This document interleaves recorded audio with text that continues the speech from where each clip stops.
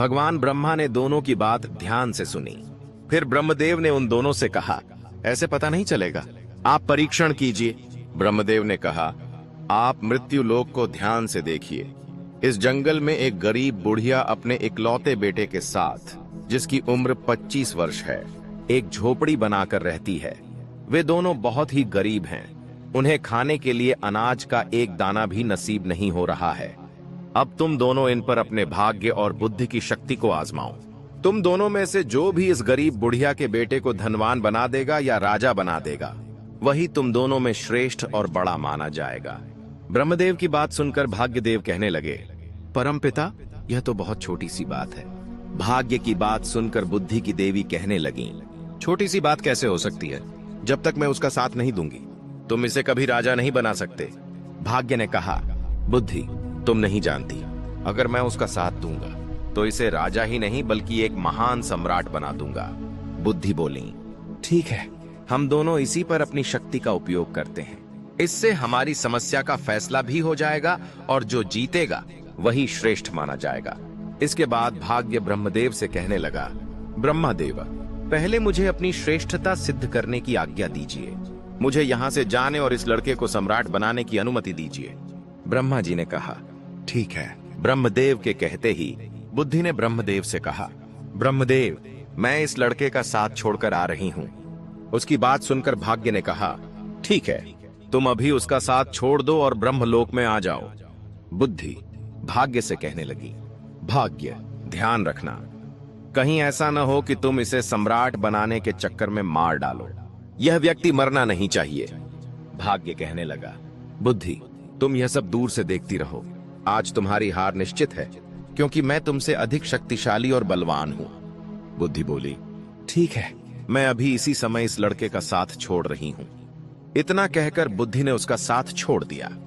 बुद्धि के साथ छोड़ते ही वह लड़का अपनी शुद्ध बुद्धि खो बैठा। वह एक निर्गुणी बन गया, पागल और मूर्ख जैसा व्यवहार करने लगा। अब भाग्य अपना कार्य आरंभ करता है। वह देखता है कि उस व्यक्ति के पास कुछ भी नहीं है, केवल घास फूस से बनी हुई एक झोपड़ी और 3 भेड़ें जो उसके द्वार पर बंधी हुई थीं।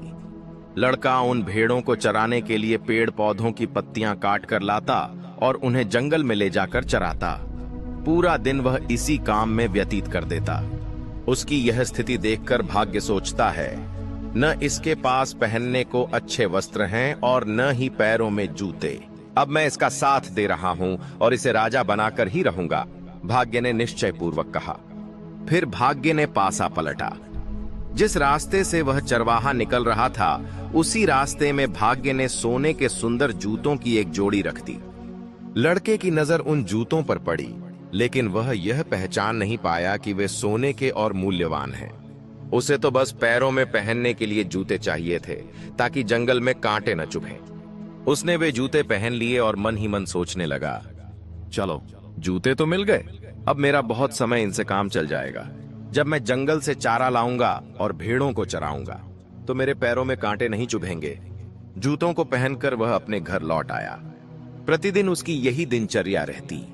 सुबह जंगल जाता, पेड़ पौधों की पत्तियां काटता, भेड़ों को चराता और फिर शाम को लौट आता। उसकी माता भी अब बुद्धिहीन हो चुकी थी, क्योंकि बुद्धि ने उसे भी छोड़ दिया था। भाग्य ने तो उस चरवाहे का पूरा साथ दिया, परंतु उसके जीवन में कोई बड़ा बदलाव नहीं आया। अब भाग्य सोचने लगा, मैंने तो इसे सम्राट बनाने का संकल्प लिया है, लेकिन यह तो अब भी पागल और मूर्ख जैसा व्यवहार कर रहा है। यह सब बुद्धि देख रही थी। वह भाग्य से बोली, क्या तुम नहीं जानते कि मैंने उसका साथ छोड़ दिया है?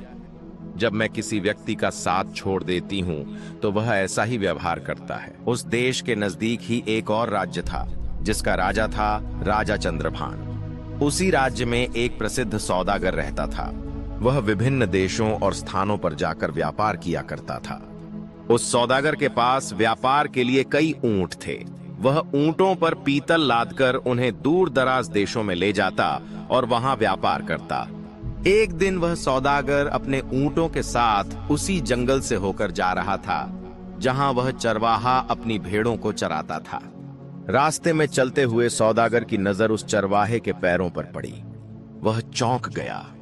उसने देखा कि उस चरवाहे ने सोने के जूते पहन रखे हैं और वह उनकी कोई कद्र भी नहीं कर रहा। सौदागर मन ही मन सोचने लगा, इसका पहनावा और व्यवहार देखकर तो लगता है कि इसे यह भी नहीं पता कि इसके पैरों में सोने के जूते हैं। वह तुरंत अपने ऊंट से नीचे उतरा और चरवाहे से बोला, भाई ये जूते तुम कहां से लाए हो?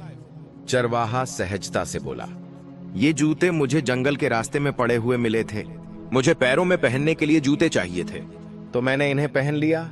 सौदागर ने उससे पूछा, क्या तुम ये जूते बेचना चाहोगे? चरवाहा बोला, जरूर बेच दूंगा। इन्हें पहनते पहनते मुझे बहुत समय हो गया है, लेकिन ये न तो फटे हैं न ही टूटे हैं। ये तो जैसे थे वैसे ही हैं। व्यापारी ने कहा, तो फिर मुझे ये जूते दे दो। इनके बदले में तुम मुझसे जो चाहो वह मांग सकते हो। उस चरवाहे ने व्यापारी से कहा, मुझे इन जूतों के बदले में ज्यादा कुछ नहीं चाहिए, बस 2 मन अनाज दे दीजिए, जिससे मेरी माँ और मुझे 2 समय का भोजन मिल सके। हम तो भूखों मरते हैं। सौदागर यह सुनकर चौंका, लेकिन चुप रहा। चरवाहे ने वह सोने के जूते मात्र 40 किलो अनाज के बदले में दे दिए। सोने के जूते पाकर सौदागर बहुत प्रसन्न हुआ। वह मन ही मन सोचने लगा, इतनी मूल्यवान वस्तु मुझे मात्र 40 किलो अनाज में मिल गई। यह तो बहुत बड़ा लाभ हो गया। उसने चरवाहे को अनाज देकर विदा लिया और अपने ऊंटों के साथ आगे बढ़ गया। इधर बुद्धि, जो यह सब देख रही थी, भाग्य से कहने लगी, भाग्य, क्या तुमने देखा नहीं, तुम्हारे सोने के जूते तो केवल 40 किलो अनाज के बदले में बिक चुके हैं। भाग्य ने मुस्कुराते हुए उत्तर दिया, बुद्धि, तुम चिंता मत करो, मैं जिसका साथ देता हूं उसे कोई भी राजा बनने से रोक नहीं सकता। मैं इसे एक महान सम्राट बनाकर ही रहूंगा। इतना कहकर भाग्य फिर से उस चरवाहे के पास गया। इस बार उसने एक नई जोड़ी जूते, जो सोने, चांदी और हीरों से जड़े हुए थे, उसी जंगल के मार्ग पर रख दिए, जहां से होकर वह चरवाहा अपनी भेड़ों को चराने और पत्ते लाने जाया करता था। जब चरवाहे को फिर से सोने के जूते मिले तो वह बहुत खुश हुआ। उधर वह सौदागर, जिसने पहले जूते लिए थे, उन सोने के जूतों को पाकर बहुत प्रसन्न था। चलते चलते उसके मन में एक विचार आया, क्यों न मैं ये जूते अपने राजा को भेंट कर दूं? शायद राजा प्रसन्न होकर मुझे बहुत सारा इनाम दे दे। यह सोचकर वह सौदागर सोने के जूते लेकर महाराज चंद्रभान के दरबार में पहुंच गया। उसने जाकर वह सोने के जूते राजा को दे दिए और कहने लगा, महाराज, यह स्वर्ण जूते मैं खास तौर पर आपके लिए लेकर आया हूँ। ये जूते बड़े अद्भुत हैं। ऐसे जूते तो हमारे महाराज के पास ही होने चाहिए। महाराज चंद्रभान जूतों को देखकर बड़े प्रसन्न हुए। सोने के सुंदर जूते देखकर उन्हें ऐसा लग रहा था जैसे ये जूते देवलोक से आए हों और देवताओं ने इन्हें बड़ी फुर्सत से बनाया हो, मानो स्वयं विश्वकर्मा ने इन्हें गढ़ा हो। इतने सुंदर जूते देखकर वह बहुत खुश हो गए और अपने मंत्री से कहने लगे, सौदागर को 20 सहस्त्र स्वर्ण मुद्राएं इनाम में दे दो। राजा चंद्रभान ने उस सौदागर को 20,000 स्वर्ण मुद्राएं इनाम में दिलवा दी। इतनी अधिक स्वर्ण मुद्राएं पाकर सौदागर अत्यंत प्रसन्न हुआ और अपने व्यापार को बढ़ाने की योजना बनाने लगा। इसके बाद वह दोबारा अपने ऊंटों पर पीतल लादकर दूसरे देश में व्यापार के लिए निकल पड़ा।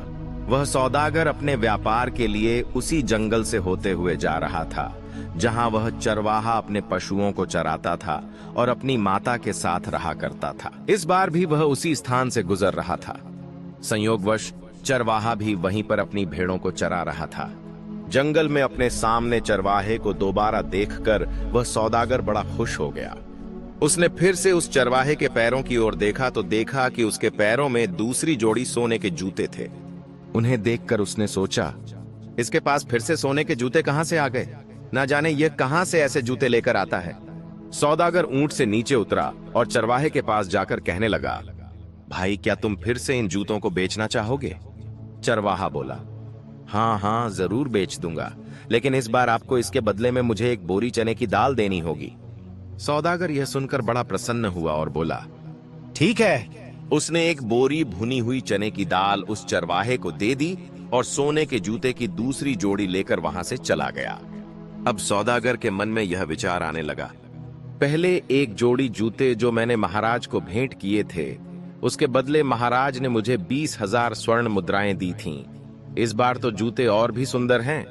हो सकता है महाराज मुझे पिछली बार से भी अधिक इनाम दे दें। यह सोचकर वह उन हीरे जवाहरात और रत्नों से जड़े हुए जूतों को लेकर राजा चंद्रभान के दरबार में जा पहुंचा। सौदागर राजा से कहने लगा, महाराज, मैं आपके लिए हर बार कोई न कोई विचित्र वस्तु लाता हूं।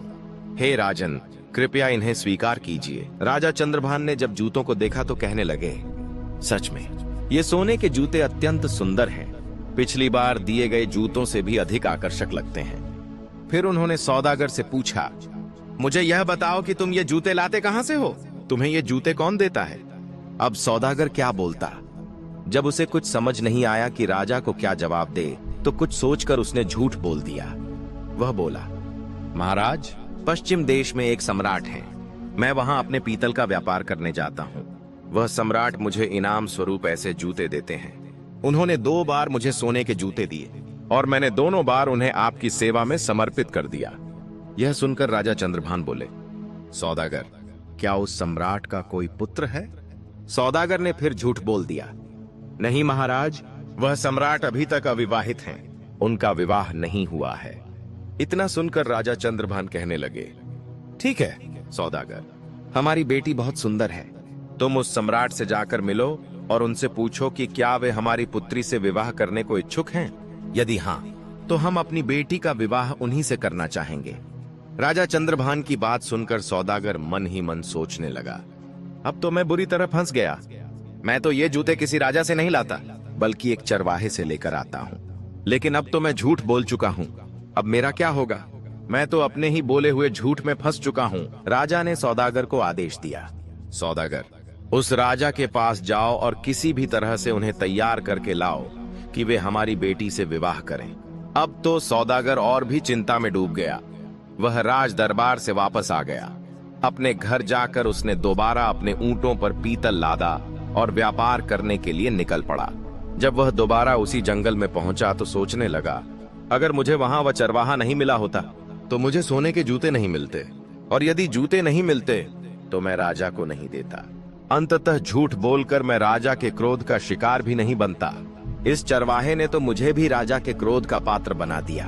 अगर वह चरवाहा मुझे न मिला होता तो मैं इस धर्म संकट में कदापि न फंसता। ऐसा सोचते सोचते सौदागर उस चरवाहे की झोपड़ी के पास जा पहुंचा। चरवाहा अपनी झोपड़ी पर सौदागर को आया हुआ देखकर बड़ा खुश हुआ, क्योंकि वही सौदागर उसके खाने पीने की व्यवस्था करता था। कभी उसे अनाज देता तो कभी चने। उसका गुजारा जूते बेचकर इसी सौदागर से होता था, इसलिए चरवाहा उससे बहुत खुश था। वह कहने लगा, सौदागर आइए, आपका स्वागत है। सौदागर वहीं उसके घर के पास ही रुक गया। उसने अपने ऊंटों से पीतल उतारकर एक तरफ रख दिया और फिर चरवाहे से बातें करने लगा। इस समय भाग्य उस चरवाहे का साथ दे रहा था। बातें करते करते चरवाहा पीतल के बोरे पर जाकर बैठ गया। जैसे ही वह बैठा तो सभी बोरों में भरा हुआ पीतल सोने में बदल गया। चारों तरफ सोना जगमगाने लगा। यह सब देखकर सौदागर के मन में विश्वास दृढ़ हो गया कि यह व्यक्ति या तो कोई जादूगर है या ईश्वर का कोई परम भक्त। इस पर ईश्वर की विशेष कृपा है। अब सौदागर अपने बोले हुए झूठ के जाल में और गहराई से फंसता जा रहा था। उसके मन में यह विचार आया, मेरे पास धन की तो कोई कमी नहीं है, क्यों न मैं इस चरवाहे को ही राजा बना दूं, सम्राट घोषित कर दूं। मैं इसके लिए यहीं जंगल में एक बड़ा किला बनवा देता हूं और उस किले का इसे मालिक बना देता हूं, और फिर मैं स्वयं इसका मंत्री बन जाऊंगा। यहाँ के जो भी जमींदार हैं उनसे बहुत सारी जमीन खरीद लूंगा। महीने 2 महीने के बाद जब मैं राजा के पास जाऊंगा तो बता दूंगा कि यही सम्राट है। भाग्य बुद्धि से कहने लगा, बुद्धि, तुम देखती जाओ कि मैं क्या करता हूं। यह चरवाहा सम्राट जरूर बनेगा। दूसरी ओर सौदागर चरवाहे से कहने लगा, चरवाहे, मैं तुम्हें यहाँ का सम्राट बना देता हूं और तुम्हारे रहने के लिए एक बड़ा आलीशान महल भी बनवाऊंगा। सौदागर में बुद्धि थी, क्योंकि उसका साथ बुद्धि दे रही थी, लेकिन बुद्धि ने चरवाहे और उसकी माता का साथ छोड़ दिया था। चरवाहा सौदागर से कहने लगा, ठीक है, तुम्हें जो ठीक लगे वह करो, लेकिन एक बात है, मेरी इन भेड़ों को मत छोड़ना। मैं इन भेड़ों को हमेशा अपने पास ही रखना चाहता हूं। चरवाहे में बुद्धि तो थी नहीं। उसकी बात सुनकर सौदागर सोचने लगा, यह व्यक्ति कितना बड़ा मूर्ख है। मैं इसे राजा बना रहा हूं और इसे भेड़ों की पड़ी है। यह कैसी बातें कर रहा है। फिर भी सौदागर कहने लगा, ठीक है, जैसा तुम चाहो। सौदागर ने जल्दी ही एक बहुत ही बड़ा, सुंदर और आलीशान महल चरवाहे के लिए तैयार करवा दिया और चरवाहे के लिए एक सेना भी बनानी शुरू कर दी। नौकर चाकर, दास दासियां रखी गईं। यह सब देखकर वह बुद्धिहीन चरवाहा मन ही मन सोचने लगा, ना जाने यह सौदागर कहां से आ गया। इसने तो हमारी जिंदगी ही खराब कर दी। अब तो मुझे अपनी भेड़ों को चराने के लिए भी समय नहीं मिलता। यह हर समय बातें करने में ही लगा रहता है। चरवाहे का स्वभाव अब भी वैसा ही था। वह हर दिन अपनी भेड़ों को जंगल में ले जाता, उन्हें चराकर वापस लाता। उसने अपने जीवन की सादगी नहीं छोड़ी। वह सौदागर से कहने लगा, तुम्हें जो ठीक लगे वह करो, पर मेरी भेड़ें कहीं नहीं जानी चाहिए। अगर मेरी भेड़ें चली गईं, तो मैं तुम्हें जीवित नहीं छोड़ूंगा। तुमने तो इतनी भीड़ इकट्ठा कर ली है, जिससे हमारा जीवन अशांत हो गया है। सौदागर हंसते हुए बोला, अरे चरवाहे, मैंने तो तुम्हें राजा बना दिया है। मैं तो अब तुम्हारा मंत्री बनूंगा। लेकिन उस चरवाहे की समझ में यह सब कुछ नहीं आ रहा था। राजा बनना, किला बनवाना, सेना और दास दासियां, ये सारी चीजें उसके लिए बेकार थीं, क्योंकि उसका मन अब भी अपनी भेड़ों और अपनी सादा जिंदगी में ही रमा हुआ था। उधर भाग्य बुद्धि से कहने लगा, बुद्धि देखो, मैंने इस साधारण चरवाहे को राजा बना दिया। बुद्धि कहने लगी, अरे यह भाग्य, तुम क्यों झूठ बोल रहे हो? यहां बैठे हुए समस्त देवता इस बात का फैसला करेंगे कि तुमने इसे राजा बनाया है या नहीं। अब भी यह वही चरवाहा है। दोस्तों, अब ब्रह्मदेव कहने लगे, भाग्य, इस चरवाहे में तो अभी तक कोई परिवर्तन नहीं हुआ है। यह तो अब भी वही चरवाहा है। अभी तुम जीते नहीं हो। अब तो बुद्धि बोलने लगी, ब्रह्मदेव, ऐसा होगा ही नहीं, क्योंकि जब तक मैं चरवाहे का साथ नहीं दूंगी, तब तक यह चरवाहा राजा तो बनेगा ही नहीं। भाग्य फिर उस चरवाहे के पास आ जाता है। सौदागर ने क्या किया? उसने उस चरवाहे की जो 3 भेड़ें थीं, उन्हें किसी भेड़ खरीदने वाले को बेच दिया। जैसे ही उस चरवाहे को अपनी भेड़ों के बिकने का पता चला, वह जोर जोर से चिल्लाने लगा, रोने लगा। जब उसके सैनिकों, दरबारियों और अन्य लोगों ने देखा कि राजा तो ऐसा कर रहा है, तो उन्हें लगा कि शायद राजा पागल हो गया है। अब सौदागर ने उस चरवाहे को समझाया, तुम ऐसा क्यों कर रहे हो? तुम ऐसी मूर्खता क्यों कर रहे हो? ये तो केवल 3 भेड़ें थीं। मैं तुम्हें इससे कहीं अधिक भेड़ें दिलवा दूंगा। सौदागर की यह बात सुनकर चरवाहा मान जाता है और सौदागर के पीछे पड़ जाता है कि चलिए, मुझे आज ही भेड़ें खरीद दीजिए। तब सौदागर उस चरवाहे से कहने लगा, देखो भाई, अब तुम सम्राट बन गए हो, राजा बन गए हो। तुम ऐसी छोटी छोटी बातें क्या करते हो? बच्चों जैसी बातें मत किया करो। मैं तो तुम्हारा विवाह करवाऊंगा। अपनी माता से पूछो। हमारे यहाँ के राजा चंद्रभान हैं, उनकी बेटी बहुत ही सुंदर है। मैं तुम्हारी शादी उनसे करवाऊंगा। लेकिन चरवाहे में तो बुद्धि ही नहीं थी। वह सौदागर से कहने लगा, तुम मेरा विवाह क्यों करवाओगे? उसकी माता भी कहने लगी, अब विवाह से क्या होगा? हमारी जिंदगी तो तूने बर्बाद कर दी। तू हमें इतनी भीड़ भाड़ में लाकर पटक दिया है। कहाँ हम शांति से रहते थे, अपनी भेड़ों को चराते थे और अपनी झोपड़ी में मजे से जीवन बिताते थे। अब सौदागर सोचने लगा, यह दोनों माँ और बेटा तो पागल हो गए हैं। अब मैं क्या करूं? ऊपर से उसे महाराज चंद्रभान का डर भी सता रहा था।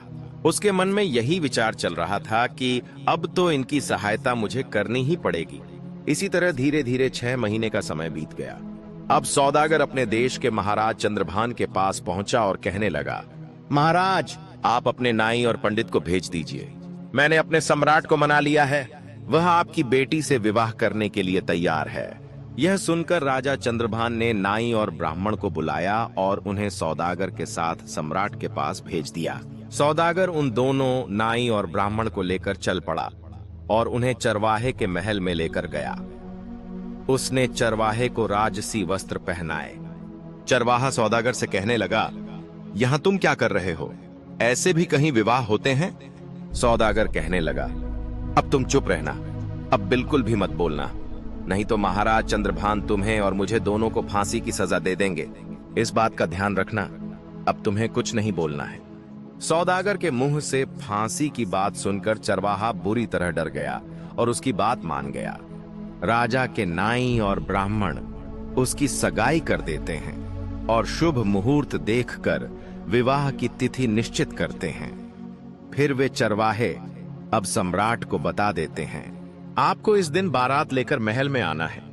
इसके बाद नाई और ब्राह्मण अपने देश लौट जाते हैं। जब वे महल पहुंचे तो राजा चंद्रभान ने उनसे पूछा, सम्राट कैसे हैं? नाई और ब्राह्मण कहने लगे, महाराज, उनके पास तो किसी चीज की कोई कमी नहीं है। बहुत सारा सोना है, सारे खजाने भरे पड़े हैं।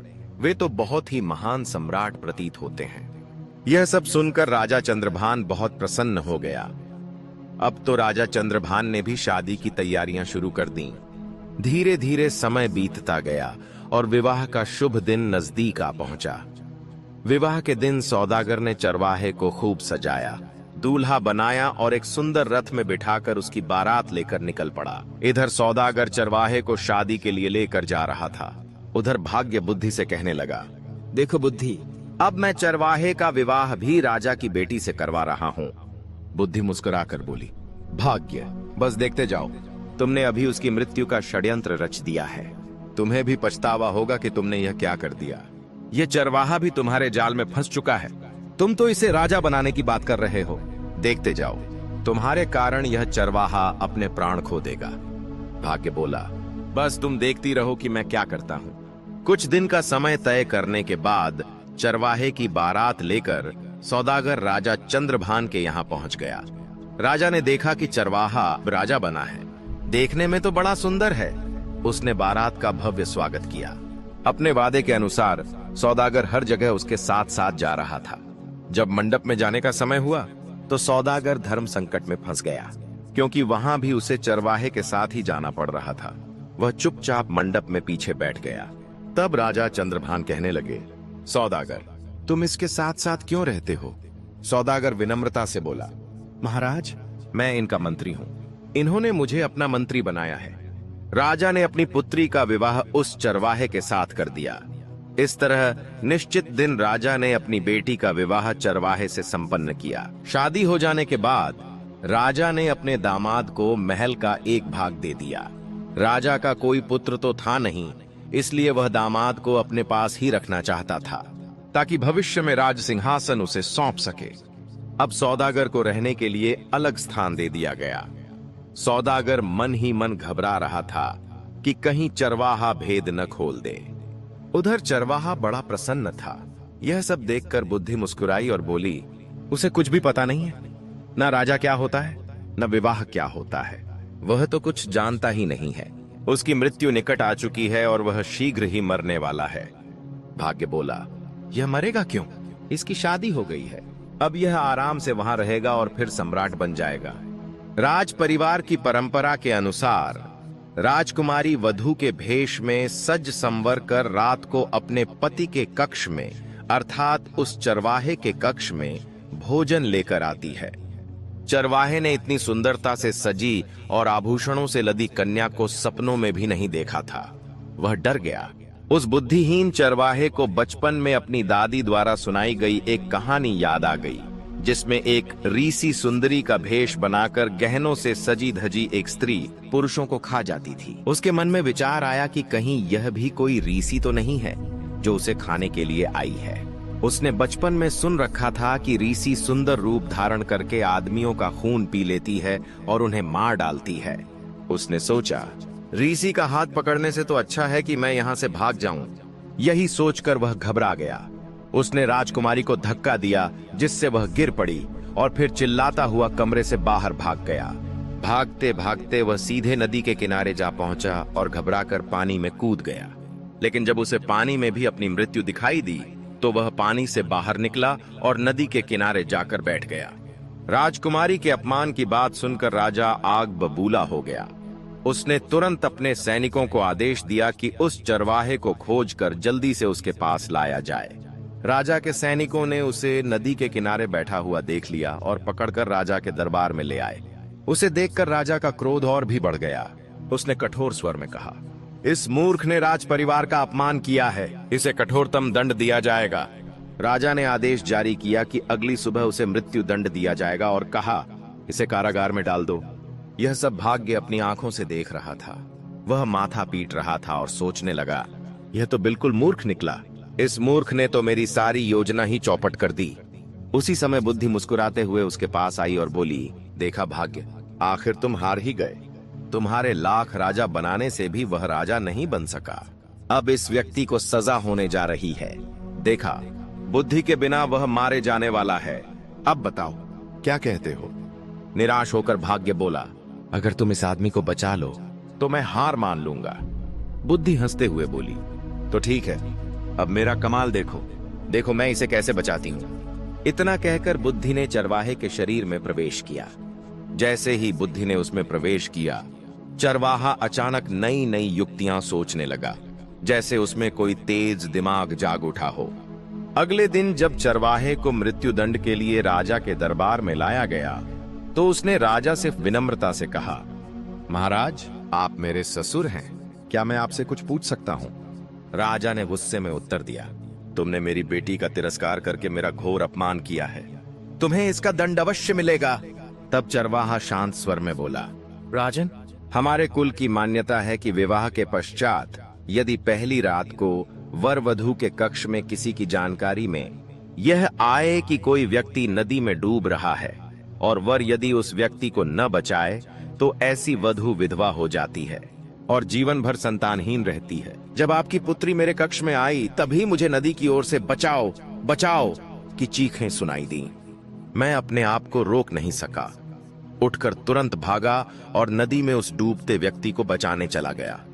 यदि यह अपराध है तो आप मुझे अवश्य दंड दें। चरवाहे की बात सुनकर राजा अत्यंत प्रसन्न हुआ।